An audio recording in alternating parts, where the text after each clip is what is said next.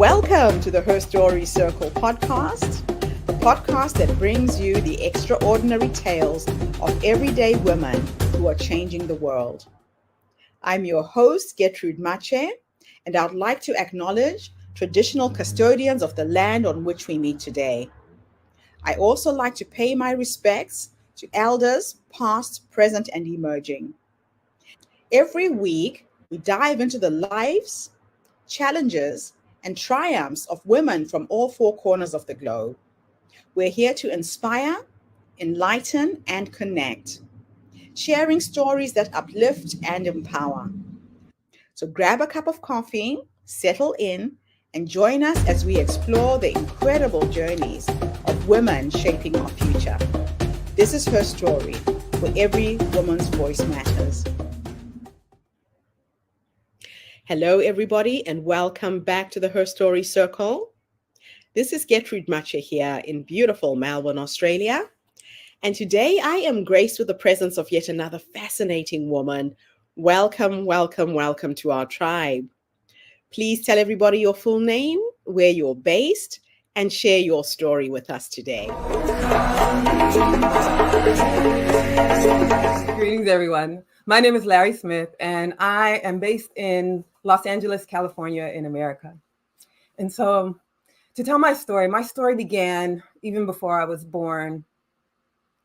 I was born premature because my dad had hit my mom in the stomach, and that led her to be rushed to the hospital. She almost died, but that left me premature, and I was born at 6 months. So I was very small.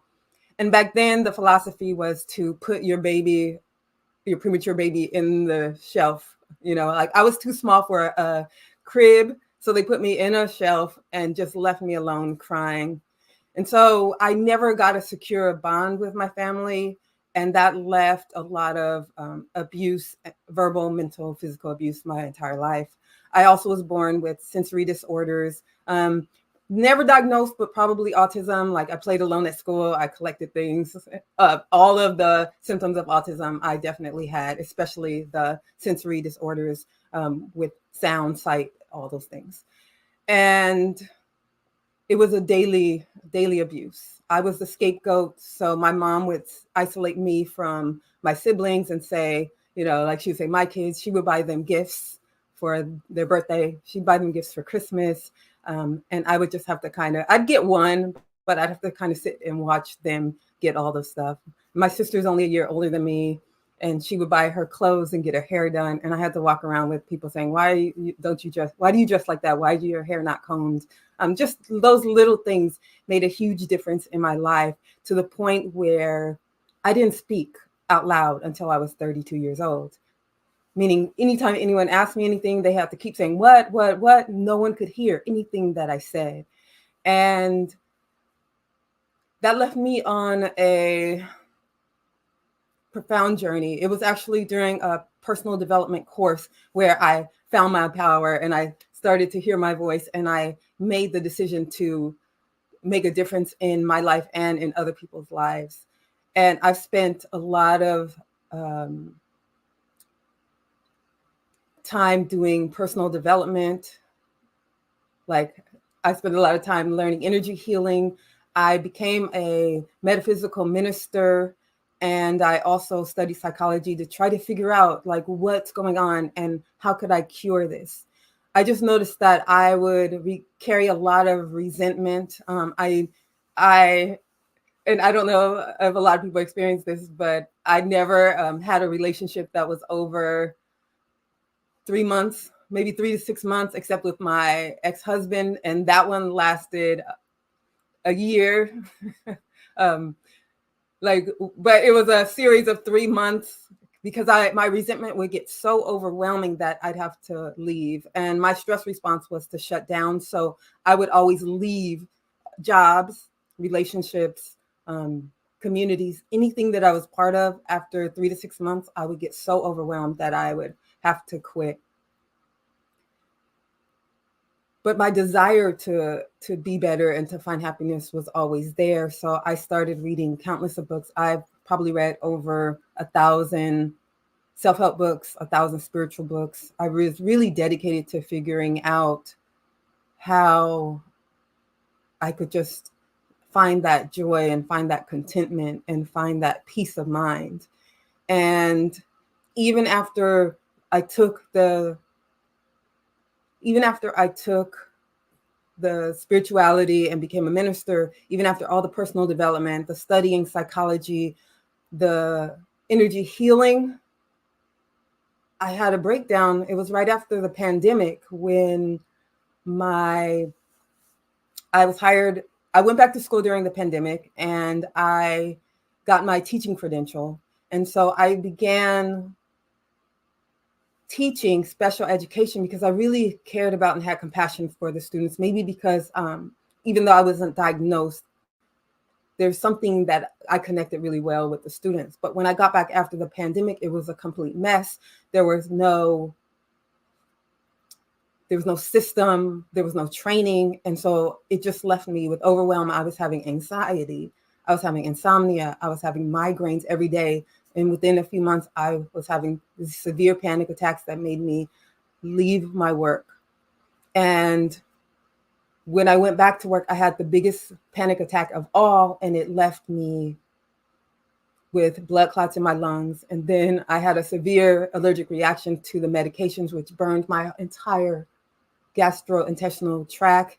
And so I wasn't eating. I had anxiety, I had depression. And after about 8 months, I was like done with life. I did not want to live anymore. And so I have a son, and, you know, as a mom, you don't want to make a choice like that, but I felt like I had no other choice. And one day I had to go and pick him up from school, and I just couldn't get out of bed. I was like, I'm done. And I kind of had this surrender, like I really gave up. And I felt myself kind of rise above my thoughts. It was like a very spiritual experience where I was able to see, wait, my thoughts are causing my trauma.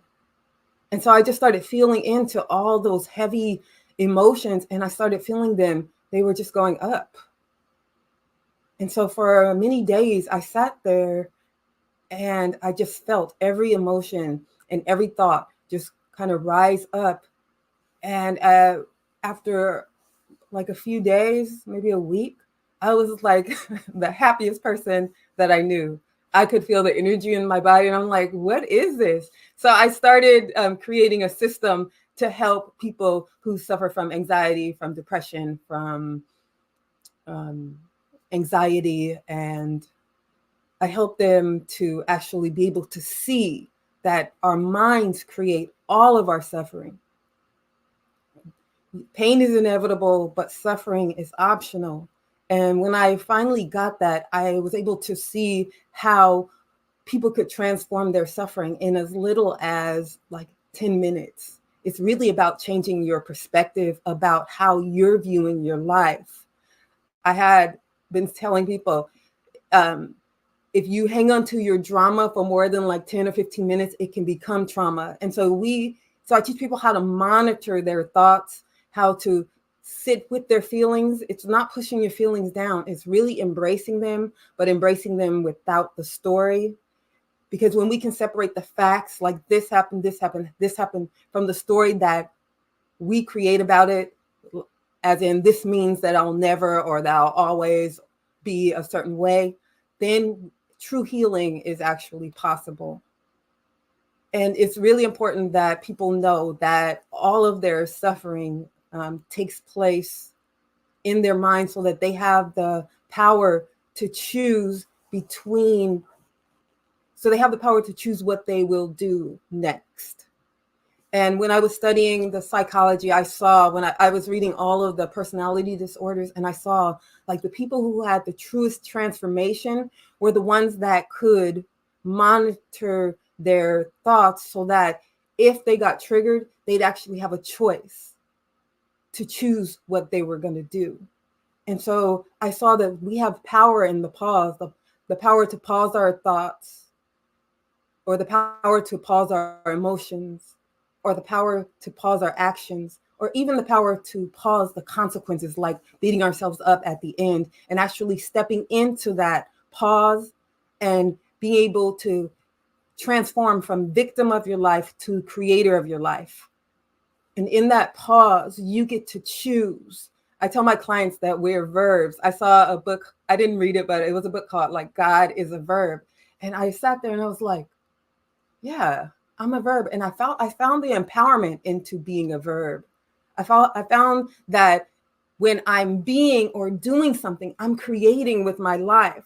When I'm stuck in my story, I'm choosing to be a victim, and it's what's causing all of my suffering. Thank you so much for sharing your story, Larry. You said something that really reminded me of the time when I was going through my own troubles and strife. Somebody said to me, our emotions are like our children.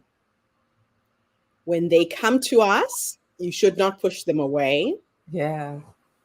You bring them closer, you hold them for a while, and Mm-hmm. then they pass through, right?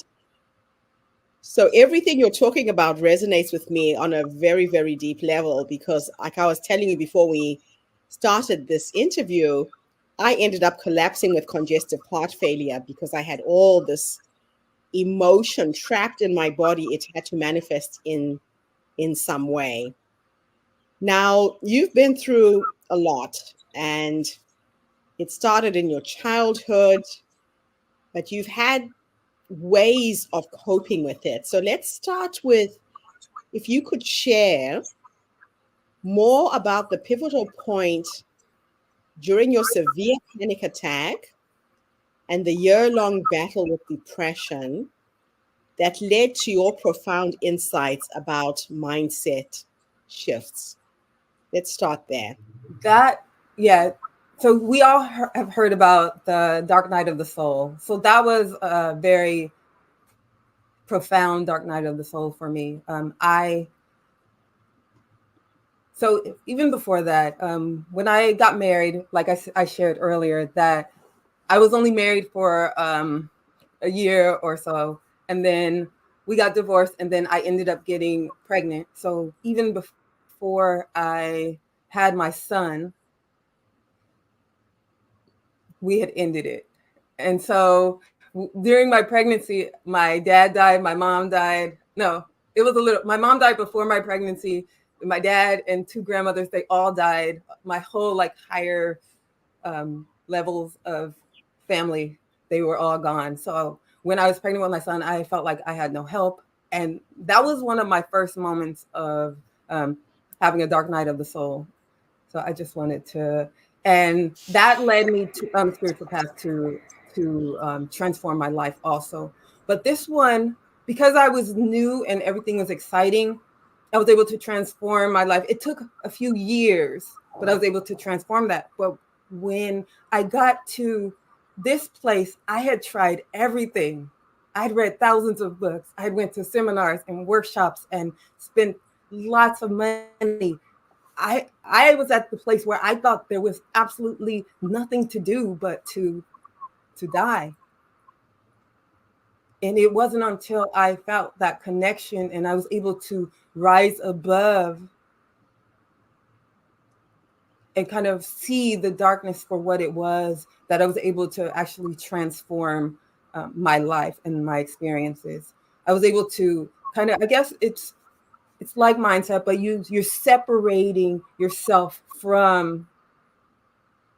It was like I was separating myself from the trauma and from the tragedies and from all of that icky, dark stuff that was pulling me down. And it felt like I can't even imagine any other way, because I was taking I guess I was taking the antidepressant. I was doing everything. And so it was it was the biggest transformation because I was able to kind of see that those stories weren't me. And even during when I teach my students, the first thing I do is I tell them, write down all your roles, your personalities, your identities, your beliefs, your opinions, your judgments. You write all that stuff down because none of those are you. And I show people how to separate themselves from all of those things. And someone might say, but I love being a Black woman, right? So why would I want to separate myself from that? But the importance is because there's negative and positive connotations in every single identity that we have. Mm. There's So even if I feel empowered as a Black woman, I know those stereotypes about women. I know those stereotypes about being Black. I know how society views it. And so whatever I'm holding on to, I continue to hold on to it. If I let Yeah. it go, I get to create who Black woman is from my higher self and from my higher power. And that's what I was able to do, like let all of that stuff go. And then for a couple of months, every night I would release human, I would release being mom, I would release all my siblings, I would release my job, I would release even the stuff that I love, like my art and my math and all that stuff. And I would just let it go because I knew that I would be able to create a more empowering version of myself just by letting go of that stuff. So what I'm hearing is you got to a point where you became the observer of your life. Mm-hmm. You were looking at it from a perspective from the outside, and the true essence of you could see that this is just a story Mm-hmm. my mind has made up. Am I correct? Yes, that's exactly what it was. I saw Yeah. in 3D or whatever that those were all stories. Yeah. And that none of them were me. And that I didn't ever have to associate with them again. And that they were my own creation. Like I could say, oh, my parents were abusive. But when I saw that, I created what it meant. There are a lot of people in the world that were abused and have a lot of success. They are able to jump up and overcome it. And so the part of me that couldn't do that was my story about it. It was my story about my tragedy. All the things that we think are bad, there are people who have overcome it. So if we're not overcoming it, it's because we're attached to some identity about it. And we have created that. And it's about taking personal responsibility for what you're creating in your life. Blaming, you're not allowed to blame. Like my parents were completely 100% forgiving. It was a beautiful thing to forgive my parents because I knew that I was creating my life. I'm the creator of my life. They were my spiritual teachers, teach me a lesson, but if I don't see that I'm the creator, then there's nothing I can do about it except be a victim. So how do meditation and spirituality play a role in transforming stress, anxiety, and depression into resilience and strength? So in that moment and in all my transformative moment, it was me connecting. It was me connecting to my higher power and to knowing that even AA has that, know that there's something out there. There's something that's greater than yourself. Mm-hmm. So the healing power is connecting to something that's greater than yourself. And just feeling that gives you a power that your mind could never, ever, ever give you. And so when I meditate, I'm able to connect to that creative part of me, like when I meditate, I connect to the creative energy that created the universe, created Earth, created life, created me, and now creates through me. And every time I say that, I feel that creative energy, and I know that I can and will do anything that I set my mind to. And that gives me resilience because it gives me this power that's way greater than the Leri Smith that was born 50 years ago. You know, it gives me way more power to do things that I never thought was possible. If I kind of saw myself stuck in like a peanut shell.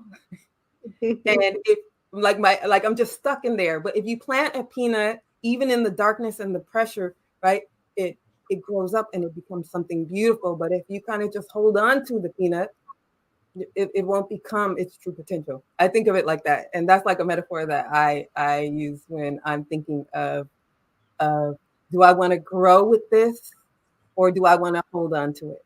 Yeah. Wow.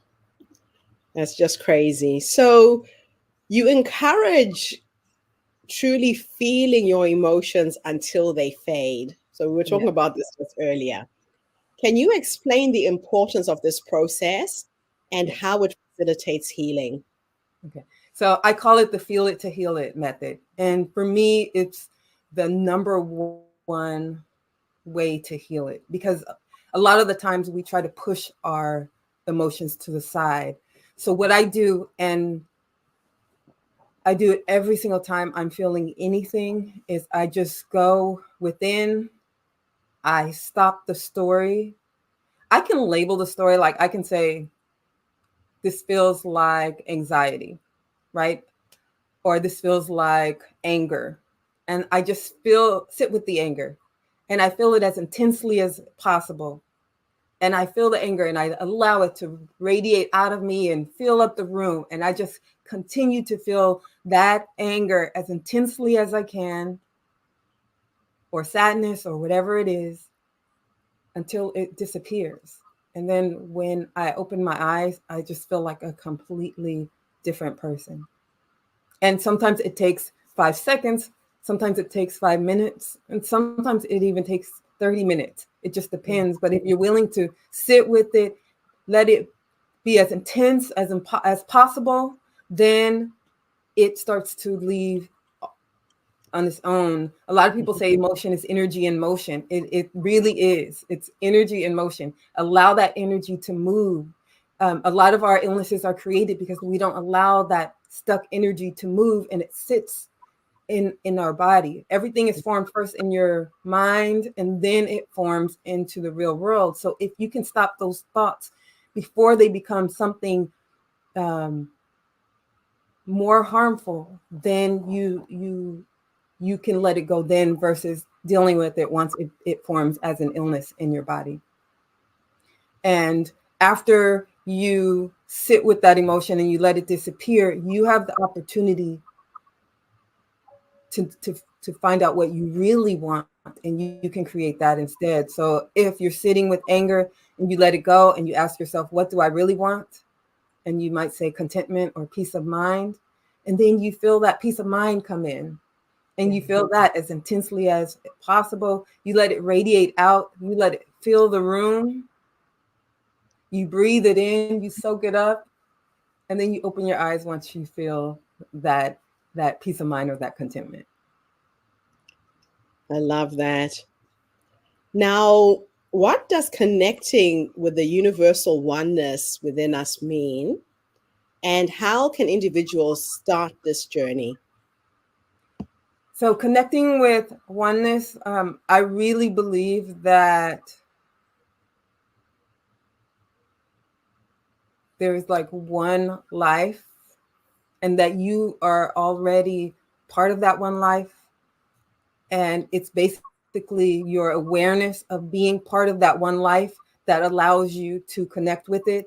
If you're if all of your energy is in your mind, you're kind of separating yourself from that. You're creating yourself as an individual, and then you have to kind of fight and conquer the world on your own. But when you connect with the light of the universe, I'll just feel the light coming from way up, and I just allow it to come and enter through my crown and fill my mind, fill all of my senses, fill my body with that light. And I know, like, I can feel in each cell the light and the consciousness and the energy and the flow and the connection to the universe, just by allowing it to come in through the top of my crown and fill my entire body with that light.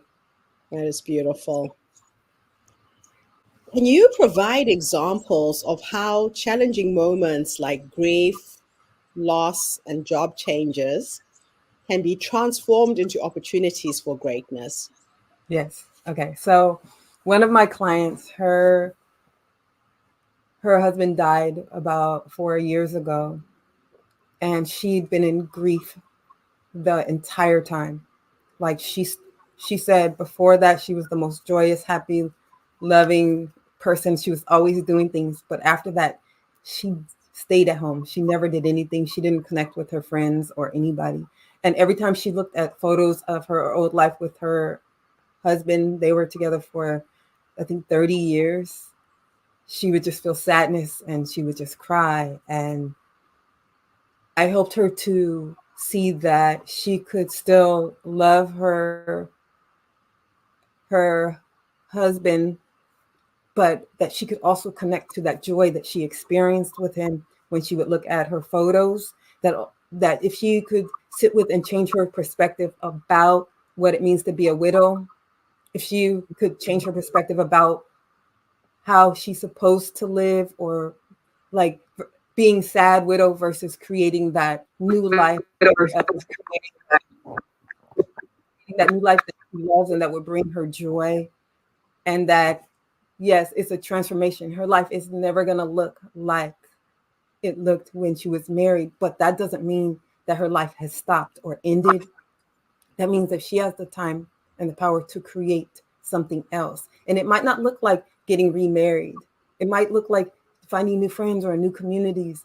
And after our first session, she said she was able to look at the pictures, of all her pictures, with joy, and she was able to love and feel that excitement. And then every time we worked together, she would just be able to transform all of that. And now she's joined a community. She's traveling with friends. She's traveling with family. She's exercising and walking her dog, and she's just doing all that stuff. And she was able to create herself as a new woman and not think about what she lost, but to actually think about what she could create, like given her circumstances. It's like, yeah, would she rather have that life? But she has to kind of look at what she does have now and create from there. I also had a client who she struggled with, I mean, she had sexual abuse by her stepdad when she was in her teens. And even though she's in her 60s now, it kind of like took everything, like her whole life she never lived up to her true like power and potential, because that just played heavily like on her mind and all of the choices that she made.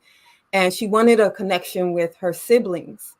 And her siblings kept inviting her to lunch, and they kept inviting her to join a club that they started, but she would get resentment every time they spoke. She wanted them to acknowledge what her stepdad did. She wanted them to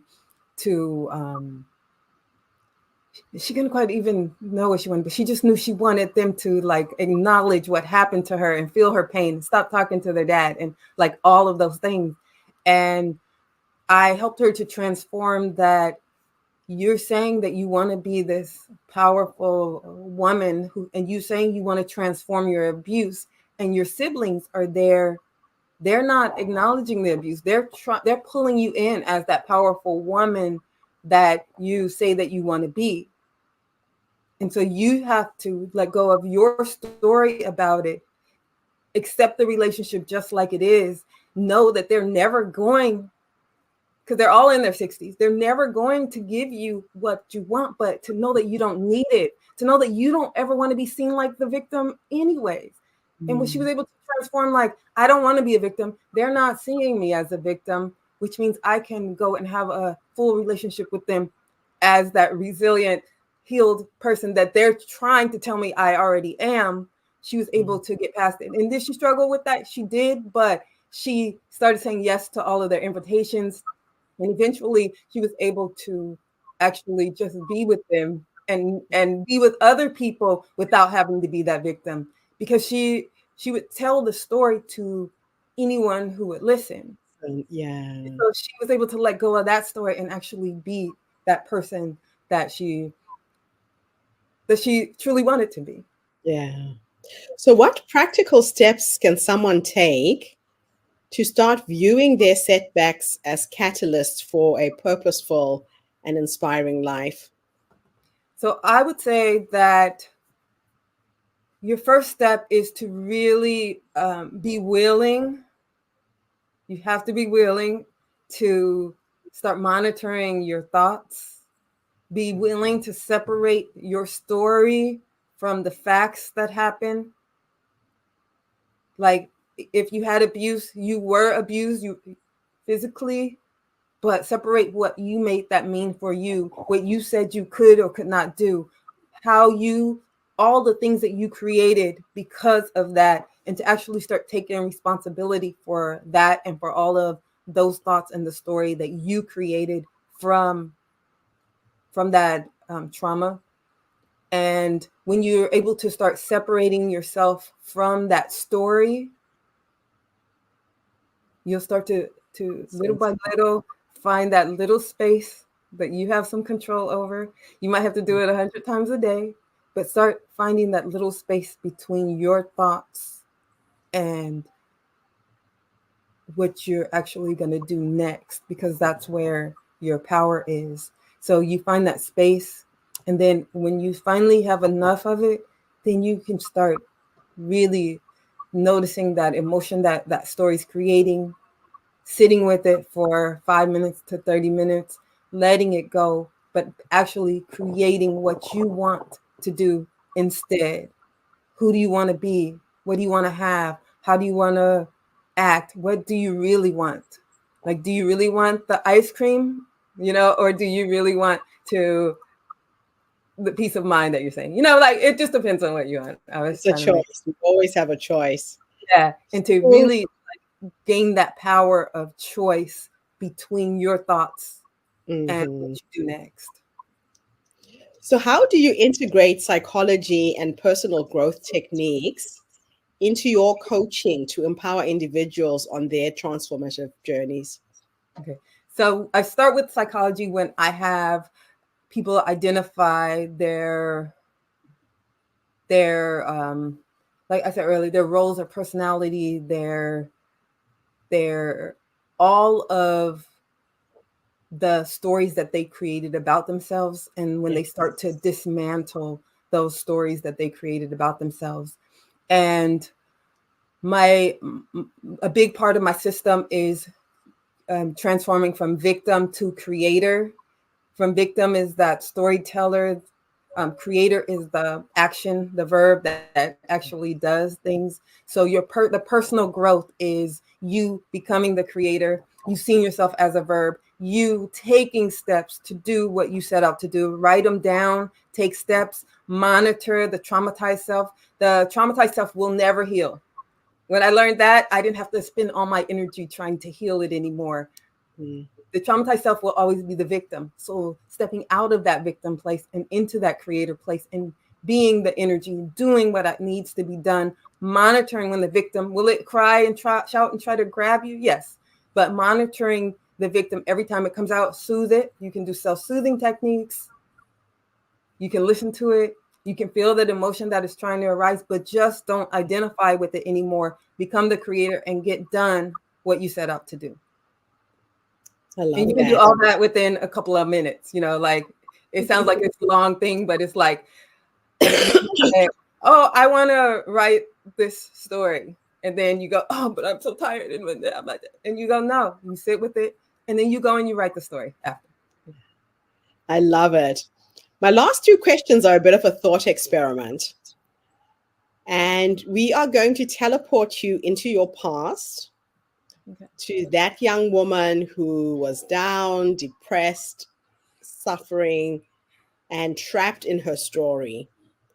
If you could go back and have a conversation with her and give her 3 nuggets of wisdom based on what life has taught you up until this point, what would those 3 nuggets of wisdom be? I think I would go back to my 12-year-old self, because that's when I decided that I was going to go to UCLA, and I decided to start getting really good grades. And then that's when the beating and the jealousy from my mom got really intense. And so I would go back to her and tell her that it's I don't know. I think I would just tell her. It's hard to say. Like maybe to start watching and making sure that you know who you really are. Like you see that power, you see what you're capable of, you can see what you can do, and for me to continue to strive forward and to strive higher and to keep that energy that I felt when I was doing well at school, and to know that I could apply that energy into my personal life. Like to start watching the stories that I'm creating about what it means to be abused every day. Because I remember after my mom would do that, she would say, "But you're strong, you can handle it." And I would be like, "No, I'm not strong." Like maybe to demystify what strong means, so that I can. I guess I didn't want to be strong because when she would call me strong, it felt disempowering. But to actually like feel that strength that I actually did have without disempowering it. And the third thing that I would do was I would show her um, how beautiful she is and how loving she is and how wonderful she is, and really show her, like, I think I would just give her a big hug and show her that she's not alone, and that all the people in the world are not your mom and dad, and that the people in the world can love you and connect with you. It's awesome. Now let's go into the future, and we're going to go and have a conversation with the 90-year-old you. Huh? Okay. You're sitting in your rocking chair, surrounded by your children, your grandchildren. If you could teleport into the future and have a conversation with this wise woman who's led you up until this point, what will you say to her when you finally meet her? I would see, I think I would ask her, I would see that joy, and I can see her giggling all the time. I can see her enjoying the scenery around her, enjoying like when she's looking out the window, just enjoying the small things in life. I can see her just appreciating the people that come to visit. So it'd probably be more like, um, I just see her sitting in her rocking chair and just enjoying what's there, not trying to like go and conquer the world and do all of these things, but to know that that life force that's inside of her, and that joy that's inside of her, and that peace that's inside of her, is that like that's all that she needs, and she can still in her rocking chair be happy and joyous. I love asking that last question because a lot of women don't realize that the wise woman is already in us. Mm-hmm. She's already guiding us. She's that little voice that says, go left, go right, say yes, say no. But we are always looking outside of ourselves for the answers. Mm-hmm. And sometimes it's a journey within that gives us everything we need. So thank you so much for coming online today and sharing your amazing story with us. I know that you coach, you mentor, you support women. I've got your website scrolling at the bottom of the screen. Is there anything else I should have asked you and I didn't? Or I have know. I done it? I had Oh. such a good time. I really loved the going into the future as a 90-year-old self, and I got to see like what was really important to me, and that was kind of inspirational to see that I don't need all of that stuff, and that what I need is already inside of me. I love that. Wonderful. Larry, thank you so much for coming online and gracing us with your presence today. It's always an honor when I meet women who are on the forefront of empowering other women, helping us with tools, dealing with mental health issues. Our minds can take us to very, very dark places. And I think you're really providing a space for women to learn how to harness their minds and transform their lives. Thank you. Thank you. And thank you to everybody who's tuned in today. The Her Story Circle is a social impact movement. We are attracting women from all over the world to share their stories. We share our stories to uplift you, inspire you, energize you, but most importantly, to empower you. So tune in again tomorrow when I interview yet another amazing guest. In the meantime, have a fantastic day, morning, or evening, wherever you are in the world, and bye for now. Thanks again, Larry. Bye. Thank you for tuning into the Her Story Circle podcast. I hope today's story has inspired you to believe in the power of our stories and the difference you can make in the world when you use your voice. I'm Gertrude Mache, and it's been an honor to share this space with you, where voices from all walks of life come together to weave a rich tapestry of diverse perspectives. Don't forget to subscribe, rate, and review our podcast to help us share these stories with more listeners.